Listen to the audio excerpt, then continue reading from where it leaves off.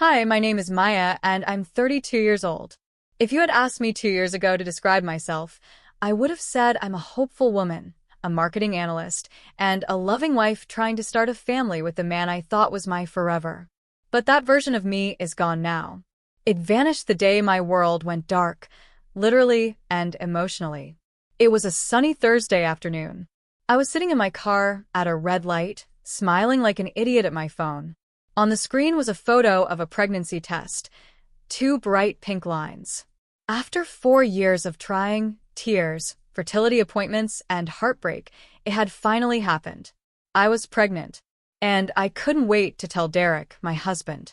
He'd been dropping hints for months, playfully touching my stomach during TV shows, talking about baby names, even joking that his mom, Barbara, might explode from anticipation if we didn't give her a grandchild soon. I wanted it to be a surprise. That was my plan. I was going to walk in the door, hold up the test, and watch his face melt with joy. The light turned green. I started driving, already imagining how Derek would react. Would he hug me? Cry? Jump around the room like an excited kid? I was so lost in those thoughts that I didn't see the truck. The impact came from the left, a violent, crushing blow of metal and glass. My body snapped sideways, my head hit the window, and everything spun. Time slowed. I couldn't even scream. I only remember one thought. Don't drop the phone. He has to see the test. And then blackness. Thick, total, terrifying blackness. I woke up in a hospital bed 2 days later. My throat was dry, my head ached, and my limbs felt like they were made of concrete. I tried to move, but something felt wrong. I blinked once. Twice. Nothing. Only darkness. I panicked. My heart raced. I reached up and touched my eyes. There were no bandages. No signs of swelling. I whispered hoarsely, I can't see. A voice stirred beside me. Maya? It was Derek. His voice cracked with emotion, but there was something off. I can't see, I repeated, louder this time. He rushed to my side and grabbed my hand. The doctors, they said there was trauma to your optic nerves. They're not sure if it's permanent. I felt like the world had collapsed in on itself. And the baby? I asked, barely able to breathe. Derek went silent. I heard him swallow hard. I'm so sorry, he said. I didn't cry. I couldn't. Everything inside me was numb. My body was broken. My baby was gone. And my sight, the very thing I'd taken for granted every day of my life, was now stripped away. In the suffocating silence, I heard the faint clicking of Derek's phone unlocking. He thought I couldn't hear, but I did. I heard everything now, and for the first time I realized, maybe I hadn't just lost my vision. Maybe I was finally starting to see clearly. 2 days after waking up in that cold, antiseptic hospital room, I was discharged. The doctors weren't optimistic, but they weren't ruling out hope either. My sight might return or it might not. They said the trauma from the crash had damaged my optic nerves. Time would tell. Derek stayed by my side as we left the hospital, his hand on my back, gentle but distant. He said all the right things. We'll get through this, and I'll take care of everything. But they felt hollow, rehearsed, like he was reading lines from a movie script he didn't want to be in anymore. The ride home was silent. I tried to pretend I was asleep just to avoid hearing him breathe. When we arrived, I immediately knew something had changed. The front steps that led up to our home had been bypassed. Derek guided me through the side entrance instead. My heart sank. I set up the guest room for you, he said quickly, almost nervously. Stairs might be hard, for a while. I wanted to ask why not our room? Why not the bed we used to share? But I bit my tongue. The guest room was cold and smelled faintly of cleaning solution. All my things had been neatly moved, clothes in the closet, my toothbrush in the new bathroom, even my favorite blanket folded robotically on the bed. It felt like a stranger's room. No warmth. No us. Do you need anything? He asked from the doorway. I'm fine, I lied. He hesitated for a moment, then said, I've invited Mom over for dinner. She wants to help with your recovery plan. Of course she did. Barbara never missed a chance to manage a situation, especially one that involved her precious son. That evening, I sat at the dinner table, listening to Barbara talk over the sound of utensils and clinking glasses. She was full of advice. Casseroles. Smiles that I couldn't see but could feel, forced and pointed. The doctors said the vision loss might not be permanent, Barbara said lightly, as if we were talking about a stain on a dress. But I know an excellent eye surgeon in the city. Very discreet. Derek chimed in awkwardly. We should explore all options. Maybe a corneal reconstruction or something. I don't know. There are treatments. I set my fork down. The doctors already said it's not about the cornea, I said quietly. It's the nerves. Deep damage. Well, Barbara said, unfazed, we have to be practical. Derek's career requires a certain image. He's in corporate marketing, after all. There it was. The truth behind her concern. I turned my face toward her voice. So now my blindness is a branding issue? Barbara laughed, but it didn't sound amused. Oh, darling, don't be dramatic. Maybe I wouldn't be, if this wasn't my life we were dissecting like a press release, I snapped. Maya, Derek said sharply. But I was already done pretending. I pushed back from the table and stood. I think I need to lie down. As I walked away, their voices faded behind me.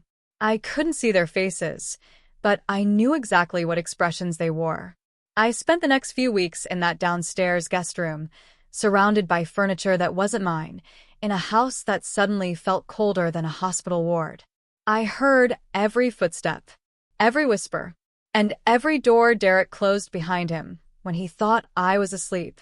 At night, I would lie in bed, clutching my blanket, pretending I couldn't hear him talking on the phone, pretending I didn't understand what it meant when his voice dropped to a drunken mumble. But one night, I couldn't pretend anymore. It was nearly 3 a.m. I heard him stumbling around in the kitchen. A cabinet opened. A bottle clinked. Then silence. Then laughter. It was quiet, slurred, and cruel. You should have seen her today, Derek muttered. She walked right into the coffee table. Like a damn cartoon character. I swear, living with her is like living with a blind pet or something. There was more laughter. A voice on the other end joined in, muffled but clear enough. You're a saint, man. I don't know how you do it, Derek replied. I'm not doing it for much longer. I froze. My hand gripped the sheet tighter. She's not the same, he added.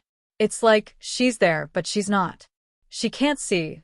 She barely talks, she's just a shadow. I didn't sign up for this. Those words hit harder than the accident ever did. I didn't sleep that night. Instead, I sat upright, listening as he made his way back to the bedroom upstairs, the one I hadn't entered since returning home. The door clicked shut, and then silence again. The next morning, Derek acted like everything was normal. He kissed my cheek before work, only on the side where the bruises had faded. Big presentation today, he said cheerfully, adjusting his tie. Don't wait up. I waited anyway. When his car finally left the driveway, I made my way, slowly and carefully, up the stairs. I counted every step. My hand traced the railing. My body still ached in places I couldn't name, but I had to see it. Our bedroom was unchanged. Everything exactly where we had left it before the crash, except for one thing. My art supplies were gone. I found them in the garage, tucked behind plastic bins and dusty holiday decorations. The wooden box still had my name carved into it, a gift from my grandmother. I ran my fingers over the smooth surface, almost in disbelief. I brought it back to the guest room and set up the easel by the window. I couldn't see, but I could still feel. The weight of the brush, the texture of canvas, the way colors smelled differently. I began to paint, not with vision, but with memory. Red for rage, gray for loneliness, dark blue for betrayal. It didn't matter if it looked like anything. It mattered that I had started. I didn't know it yet, but that painting would become the first step toward reclaiming my power. In a world where I had lost my vision, I was finally beginning to see people for who they really were. A few days later, while I was cleaning up after breakfast, using my hands to feel the edges of the counter and the sink, My phone buzzed on the table. I'd started memorizing where I placed things. Even without sight, I could move around my room without stumbling. I picked up the phone and held the screen close to my ear to activate voice commands. One new text message. The voice assistant read it aloud. Mrs. Griffin, my name is Martin. I'm the father of the young man who caused your accident. Please, I need to speak with you. In person. It's important. I froze. My first instinct was to throw the phone, or scream, or cry. But I didn't do any of those things. Instead, I whispered. When? He replied almost instantly. Tomorrow.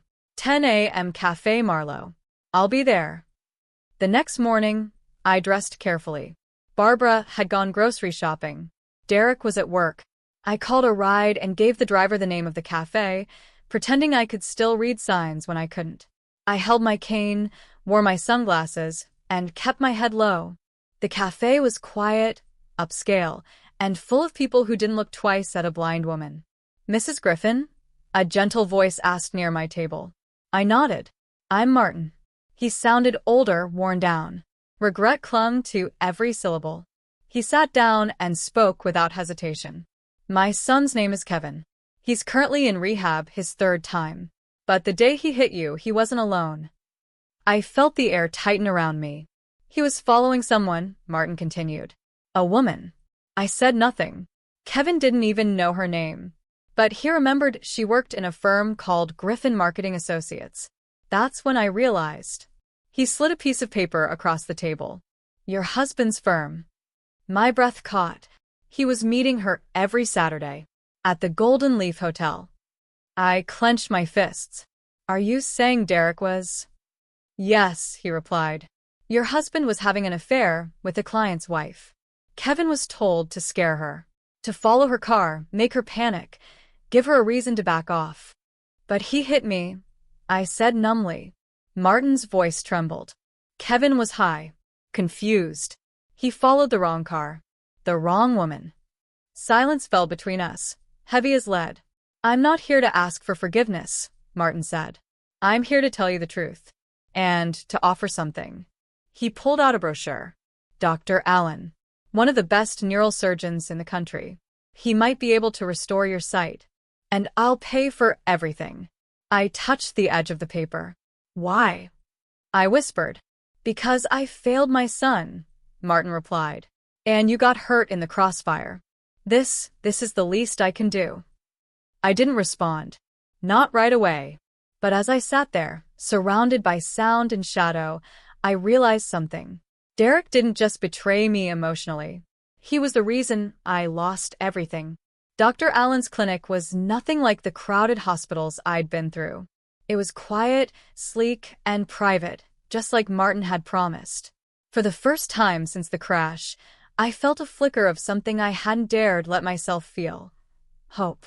The doctor's voice was steady as he explained the procedure.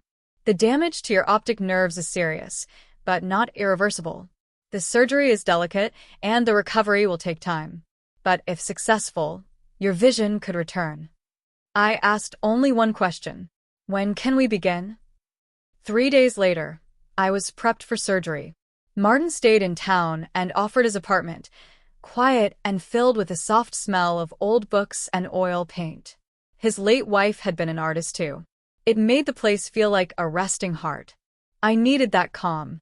The surgery went smoothly. The next few weeks were slow, painful, and confusing. My eyes were bandaged for a while. Then slowly, shapes began to form. Shadows became outlines. Outlines turned into details. And then, one morning, I opened my eyes and saw light. Real light. The ceiling. My hands. The painting on the wall. I could see again. But I didn't tell Derek. Not yet. He still thought I was blind and away recovering at a therapy center I'd told him about, something I invented to buy time. He seemed relieved when I said I needed space. He didn't even offer to visit. My vision wasn't the only thing that returned. So did my clarity. And my determination. I was going to make Derek look at the woman he broke, and then watch her stand taller than he ever imagined. One night, I received a message from an unknown number. You don't know me, but I know what happened that night. I was there, and I have something to tell you. I hesitated. It could be a trap, but something in me knew this was important. We met in the botanical gardens at midnight. The moonlight shimmered over the wet paths, and I waited under the arch near the fountain. A woman approached, her face hidden by a hoodie. When she pulled it back, I gasped. Lauren, Derek's coworker. The one I'd met briefly at an office party. The woman in the photos. The one in the hotel footage. I didn't know it was you, she whispered. I swear. He told Kevin to follow me. I was scared. Derek thought I was sleeping with a client's husband, but it was just a misunderstanding. I stared at her, stunned. He sent Kevin to scare me, to run me off the road. But Kevin followed the wrong car. He hit you, Maya. Every piece fell into place. My lost child, my broken body, my blindness. All for Derek's jealousy, his control, his revenge. Lauren pressed something into my hand. A USB drive. Security footage. Audio. Texts. Everything. I gripped it tightly. My vision had returned. Now it was time to make sure Derek saw clearly too.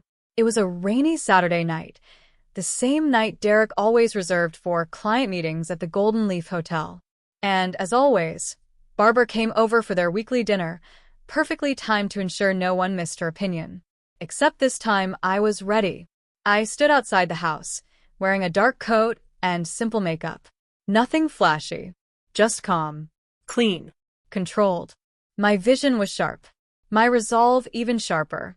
In my bag, divorce papers, a copy of the police report naming Derek in the investigation, and the USB drive Lauren had given me. My keys still worked. He hadn't changed the locks. Typical Derek, he never imagined I'd be bold enough to come back. I opened the door and stepped inside quietly. The familiar scent of rosemary and Barbara's expensive perfume hit me like a wave of memory. Their voices drifted from the dining room. If she doesn't respond soon, Barbara was saying, we can file for annulment. Public sympathy will be on your side, especially with the blindness angle. Derek chuckled softly. Honestly, I think the accident was a blessing. I've had time to think. Maya, she was never really built for this life. I stepped into the doorway. The room fell into silence. Built for what life? I asked calmly. They both froze. Derek's wine glass slipped from his hand and shattered. Maya, he whispered.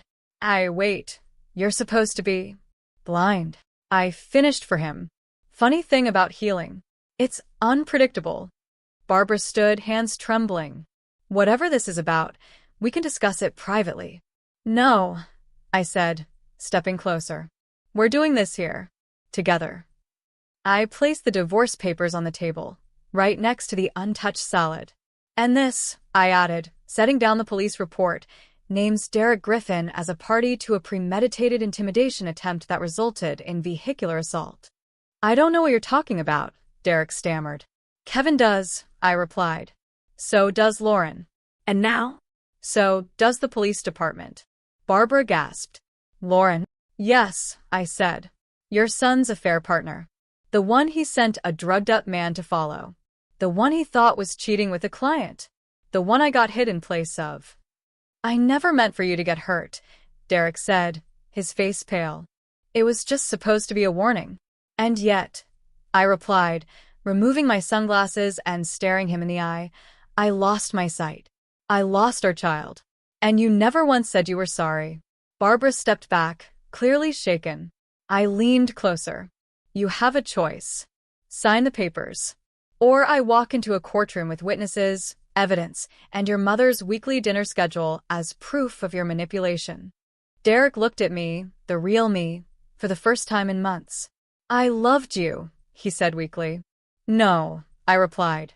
You loved control. I just got in the way.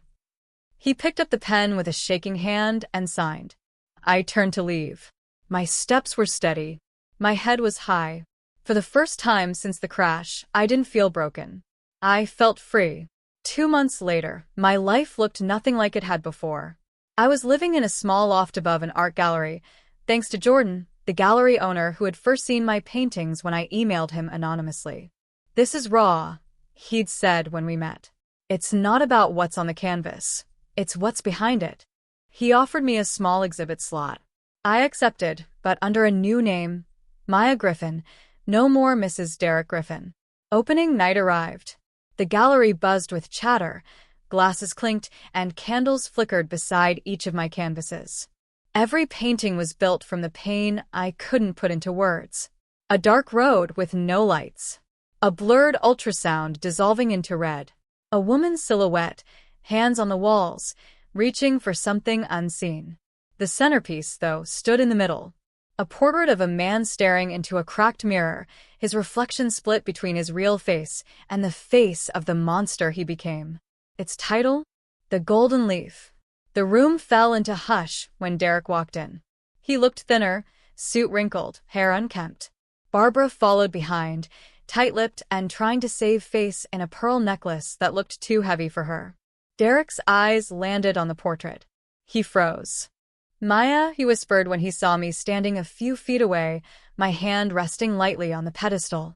I turned. "Not anymore." Jordan stepped up beside me. "Is everything all right?" "We're fine," I replied calmly. "He's just looking at his reflection." Derek's voice shook. "You ruined me. My job, my name, everything." "No," I said, stepping closer, so only he could hear. "You did that the moment you tried to scare someone into silence and hit me instead." He reached toward the painting. "This is a lie." "Try touching it," I challenged. "See how that works out for you." Derek lunged forward, but Jordan moved quicker. Derek's hand smacked into Jordan's chest and chaos erupted. Security stepped in. Guests gasped. Barbara shrieked. "This isn't who we are." "No," I said, loud enough for all to hear. "This is exactly who you are. And now the whole room sees it." The police, already tipped off and nearby thanks to Jordan's private security arrangements, escorted Derek out of the gallery in handcuffs. His face was blank. Cold. Done. Barbara turned to me. "You destroyed our family." I smiled faintly. "No." I just stopped hiding from what it really was. Across the room, I spotted Lauren, and next to her, Martin, silent, steady, proud. Later that night, as guests filtered out and candles dimmed, Jordan stood beside me near the final canvas. He nodded toward it. "Is this one your favorite?"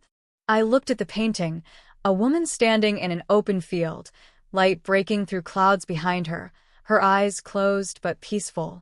"No," I said. "This one is." Jordan tilted his head. "And what's it called?" "Sight." 2 years had passed since that night at the gallery, the night Derek was arrested, and I finally stopped seeing myself as broken. My world now? Quiet. Focused. Purposeful. I lived in a modest studio apartment above Jordan's gallery. It smelled of coffee, fresh paint, and lavender candles. I'd wake up early to paint and stay up late sketching ideas for my next series. Jordan became more than just my gallery partner. He became my confidant, and then, slowly, something more. We didn't rush it. We let it breathe. For once, I didn't want to be rescued. I wanted to stand and let someone walk beside me.